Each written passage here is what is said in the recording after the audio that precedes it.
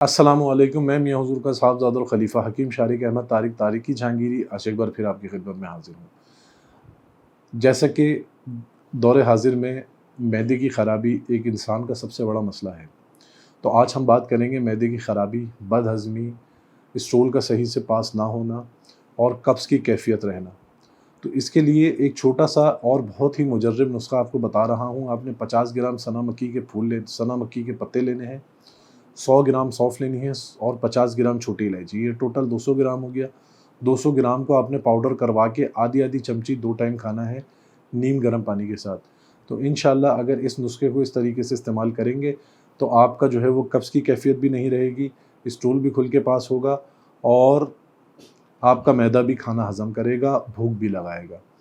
इसके अलावा अगर मैदे से मुताल्लिक़ या जिस्मानी अमराज़ के किसी भी मर्ज़ से मुताल्लिक़ आपको अपना इलाज करवाना है तो स्क्रीन पे दिए गए नंबर्स पे रब्ता करके अपना प्रॉपर इलाज करवा सकते हैं। अस्सलामु अलैकुम व रहमतुल्लाह।